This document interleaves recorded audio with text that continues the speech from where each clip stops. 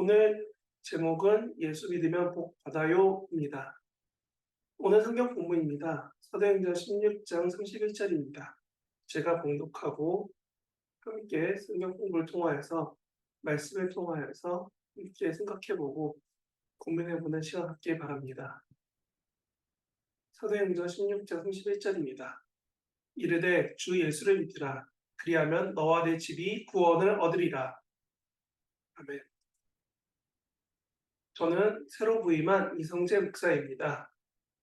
제가 정한 주제는 교회 안에서 자주 듣지만 성경에는 나오지 않는 이야기, 교회에선 당연한 것 같지만 사실은 잘못 이해한 오해에 대해서 주제를 정하며 이 주제를 통하여서 성경 공부를 진행해 보고자 합니다. 오늘 주제는 예수를 믿으면 복 받아요? 입니다.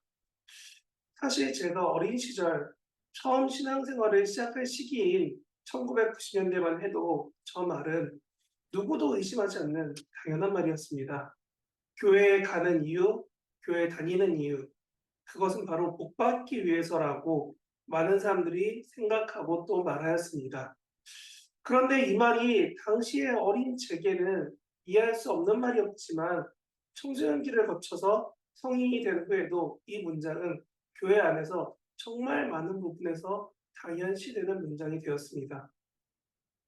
이 문장의 가장 중요한 오해는 구원이 복이라는 단어에 제한된다는 겁니다. 예수님을 믿고 복을 받아서 잘 살게 되었다. 참 감사한 일이죠. 그런데 저 같은 경우는 예수님을 믿기로 온 가족이 결단하였지만 집안의 경제적 상황은 썩 나아지지 못한 현실의 암울한 시기를 지났습니다. 경제적으로 힘들고 그로 인해 가정 내 평화보다 어려움의 날들을 보낸 시기였습니다. 지금은 그 시절을 통해 삶으로 많은 것을 배웠지만 사실 어린 사춘기 시절의 가난은 제게 너무 어려운 일이었습니다. 그래서인지 교회에서 간증 집회를 하면, 아니 그렇게 간증 집회 한다면 꼭 잘된 사람들만 와서 내가 하나님을 믿으니 이렇게 잘 되었네 라는 이야기를 들고 그 이야기 들어올 때마다 저와 다른 너무 먼 얘기 같아서, 아니 솔직히 너무 부러웠었습니다. 저리 자랑하는 복이 내게도 있기를, 늘 돈에 시달리고 건강이 걱정되고 가족생활도 흔들리고 그냥 집에 고정적인 수입이 있기를 바란 어린 시절에 중학교 시기에 저의 고민은 참 얼토당토 없었지요. 예수님을 믿으면 왠지 세상의 어려움에서 보호받고 액땜하듯이 스쳐 지나가기를, 화를 피할 수 있고 조금은 더 잘 살게 되기를, 월세가 아닌 집이 있길, 이런 기대감을 가지고 살았습니다. 그렇다고 제 삶이 짠! 하고 바뀌진 않았습니다.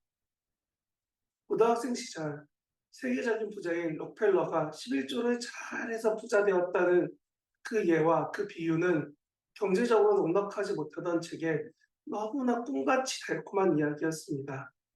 사실 록펠러의 삶의 이야기에 신앙생활의 중요한 요소들이 많이 담겨 있습니다. 11조는 수입의 일정량을 떼서 물질의 주인인 하나님께 그것을 고백하고 하나님께 드리는 헌금이기 때문입니다. 그리고 록펠러의 삶에서 헌금 외에도 예배와 교회를 소중히 여겼던 것은 분명히 우리가 배워야 될 중요한 요소입니다. 그래서 저는 이런 얘기 들을 때 좀 혼란스러웠습니다. 아니 우리 대부분은 내가 복을 참 많이 받았지 라고 생각하기보다는, 그런데 나는 왜 예수를 믿었는데도 왜 복을 받지 못하지? 라는 생각이 들기 때문입니다. 오히려 솔직하게 말하면 예수를 잘 믿으려고 애를 쓰면 쓸수록 생활이 좀 더 어려워진다는 느낌이 들 때가 있습니다. 예수를 믿고 따라 사는 것이 힘들다는 생각이 들고 세상의 편리한 방식을 거슬러 사는 것이 그리스도의 삶이라는 이 너무 거친 그 사실 때문에 우리는 너무나 힘들어하기도 합니다. 그러면서 질문하죠. 예수 믿으면 받는 복, 그 복은 무엇일까요? 악인이 번성하는 것을 볼 때 우리는 더더욱 혼란에 빠집니다. 왜 악인이냐고요? 하나님을 믿는 사람이 복 받아야 할 것 같은데 재벌집 아들 딸 같은 너무나 편하게 잘 사는 것 같은 세상의 이야기들, 하나님을 믿지 않을 뿐만 아니라 거만하기까지 한 사람들이 오히려 복을 받은 것 같고 악한 사람들이 잘 되는 것 같아 보이니 도대체 어떻게 된 걸까? 거기다가 우리가 정말 혼란스럽고 어렵게 느껴지는 것은 하나님을 잘 믿는다고 말하면서도 사회적 불의에 적극적 소극적으로 가담해서는 성공하는 사람들을 볼 때마다 어떻게 해야 되는 걸까? 하나님의 마음인 정직하고 신앙생활을 잘하면 하나님의 선을 베푸신다고 우리는 구약을 통해 시편을 통해 많이 읽어왔습니다. 실제로 시편 73편 1절에서는 하나님은 선을 베푸신다라고 말씀하십니다. 악인들이 잘 살고 번성하고 평안하게 삶을 자랑하는 걸 보면 그런데 내 마음은 참 쉽게 이해가 되지 않죠. 사실 제게 예수 믿으면 복 받는다는 고백은 교회에서 가장 강하게 와닿는 거짓말이었습니다. 왜냐하면 하나님이 함께 하심이 복이고 또 하나님이 나를 구원해 주심만으로 복이 되어야 되는데 내 주변에 잘 나가는 사람들의 끝이 하나님과 함께하지 않다고 보였기 때문입니다. 하나님이 동행이 아니라면 죽음 이후에 있을 심판에 대해서 사람은 능히 구원받을 수 없음에 대해서 오직 그 유일한 길이 하나님이 보이신 사람, 눈에 보이신 인간으로 오신 예수님을 믿고 그 이름을 의지하여 하나님 앞으로 나와 기도해야 된다는 것을 알고 있는데도 우리가 세상에 살며 적극적으로 혹은 소극적으로 우리는 행하는 그 악 앞에서 자유롭지 못합니다. 아니 우리의 모든 행위가 혹은 우리의 소극적으로 죄에 대해서 악에 대해서 합리화하며 순응하며 살아가고 있는 이 모든 악한 행위가 하나님 보시기에 선하지 못하기 때문에 우리는 하나님 없이는 그 하나님의 사랑 없이는 우리는 심판을 피할 수 없습니다. 그래서 우리는 마음을 다잡고 우리가 세상과 비교하며 사는 그 비하하며 힘들어하는 이런 삶이 아니라 하나님을 인정하며 하나님이 행하신 일들을 믿기로 결정하며 결단하며 우리는 세상 속에서 살아야 됩니다. 아니 세상에 살며 세상과 비교하며 자신을 부끄럽게 여겨서는 안 됩니다. 왜냐하면 하나님의 크고 위대하심이 너무나도 놀라워서 과거를 반성하고 막 후회하고 이럴 수 있는 상황과 그런 집중이 아니라 하나님의 크심만을 바라보는 것만으로도 우리의 상황과 문제가 작아지기 때문입니다. 이것이 하나님 앞에서 우리의 모습입니다. 코람데오 여호와 앞에서 우리는 사실 하나님 앞에 쓴다면 너무나 작은 피조물입니다. 하나님이 우리의 손을 잡으시고 하나님의 사랑의 교훈으로 우리를 가르치시며 하나님의 영광이 가득한 그날에 우리를 다시금 일으켜 세우십니다. 우리는 이런 하나님의 심판과 그 결과를 기대하며 오늘 현재의 삶에서 하나님과 동행해야 되는 겁니다. 결국 예수님을 믿으면 복을 받습니다. 아니 하나님이 나의 몫이라는 하나님이 나의 분깃, 나의 유산이라고 고백하며 하나님의 동행하심을 기대하며 살게 됩니다. 하나님이 우리의 삶을 보상하게 해주시는 분이 아니기 때문입니다. 성경이 말하고 또 저도 말합니다. 지금 우리와 함께 하시는 하나님이 가장 중요하고 이런 하나님과 가까이 하려는 것이 우리에게 복이 됩니다.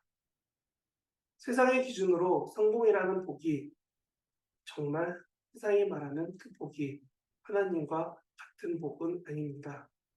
하나님과 함께하는 복은 하나님과의 관계 회복이라는 놀라움입니다.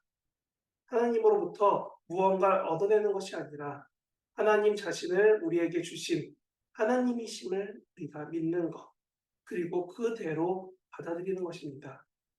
하나님으로부터 온 무언가를 얻어내야 나는 복을 받았다라고 생각한다면 하나님을 제대로 믿을 수 없습니다. 아니 그런 사람들에게는 하나님이 하나님 자신을 그대로 나타내시기 어렵습니다. 우리가 예수님을 믿을 때에 우리에게 주어지는 복은 하나님과의 관계가 회복되는 것, 하나님 자신을 얻을 수 있는 것. 절대자요, 너무나 크신 분이지만 사랑과 자비가 말할 수 없이 풍성하신 우리를 향한 안타까움이 가득하신 분을 어떻게 해서든지 세상에서 그분을 바로 알고 그분으로 충만하고 그 안에서 풍성한 삶을 살기를 원하시는 우리 하나님. 우리가 세상 속에서 닮아야 되고 그분의 사랑과 정의를 추구하며 살도록 인도하시는 하나님을 알게 되는 겁니다. 하나님을 아버지로 섬기게 되는 것, 그분을 알아가고 그분을 알아간 만큼 그분의 사랑 가운데서 누리는 것, 이것이 예수를 믿을 때 우리가 얻는 복입니다. 하나님과 동행함으로 세상의 어려움이 점점 작아지고 하나님으로 인해 자족하는 삶을 살며 하나님의 주권을 인정하는 삶, 하나님 외엔 없어도 된다는 고백까지 이르는 삶, 하나님으로 인해 마음부터 삶까지 풍성해지는 삶, 가장 중요한 하나님을 몫으로 받아서 살아가는 삶입니다. 자크 엘릴이라는 신학자는 하나님이냐 돈이냐라는 책에서 이렇게까지 말합니다. 그리스도인이 돈을 벌기 위해 노동하는 것은 죄다. 돈 버는 것이 정말 목적으로 해서 안 된다는 표현입니다. 그 노동으로 생긴 재화를 하나님 앞에서 유용하게 쓰려고 해야지 돈이 목표가 되고 유일한 방향성이 되어서 안 된다는 겁니다. 이것은 곧 우리가 하나님보다 다른 무엇이 앞서선 안 된다는 겁니다. 탐욕이라는 욕심에 이끌려 세상의 악한 구조에 적극적 소극적으로 참여하는 것에 대해서 우리는 주의해야 됩니다. 그것이 무엇이 되었든 우리의 경제활동과 우리가 추구하는 성공이 혹시 하나님의 유보된 심판 아래로 들어갈 수 있는 것은 아닌지 고민해 봐야 됩니다. 이런 상황과 구조 문화 속에서 이웃과 세상을 섬길 방법이 있을지, 약자를 살릴 방법이 있을지 우리는 우리가 가진 그 많은 것들로 생각해 봐야 됩니다. 이것이 하나님을 복으로 삼는 사람들이 추구해야 하는 가장 중요한 삶이 되는 것입니다. 그래서 저는 이렇게 말씀드립니다. 다른 복을 받으려고 애쓰지 말고 이미 누리고 있는 복에 자족하면서 우리가 섬겨야 할 사람들을 찾아가는 것. 예수님을 믿는 사람들의 그것이 바로 가장 진실한 복입니다. 하나님이 우리의 몫이 되셨으니 자신에게 주어진 삶에 자신의 분깃으로 여기며 자족하고 그 자리에서 성실히 열심히 살아가면서 가진 것 중 일부를 약하고 힘들고 가난한 사람들과 나누는 삶. 예수님을 정말 사랑하고 예수님의 사랑이 정말로 우리의 마음속에 담겨진 그때가 되어서만 우리는 이런 하나님으로 만족하는 삶을 살 수 있습니다. 그래서 우리는 이 삶을 살기까지 계속 기도하며 예배드리며 우리의 삶으로 우리는 배워야 합니다. 예수를 바로 믿고 진짜 복을 받읍시다. 인간의 이기적인 탐심을 합리화하거나 옹호하는 종교는 거짓입니다. 그렇게 가르치면 성경에서 말하는 거짓 선지자와 같습니다. 예수님을 믿음으로 말미암아 얻는 복이 있다면 그것은 하나님이 우리의 몫이 되는 복이고 우리를 사랑하시는 하나님과 동행하며 인생을 살아가는 복입니다. 하나님의 주권과 정의 아래서 살아가는 법을 알아가고 배우는 복입니다. 이런 영원까지 하나님과 동행하는 복을 예수님을 믿어서 진짜로 받기 바랍니다. 성도 여러분, 예수님을 믿으면 진짜로 복을 받습니다.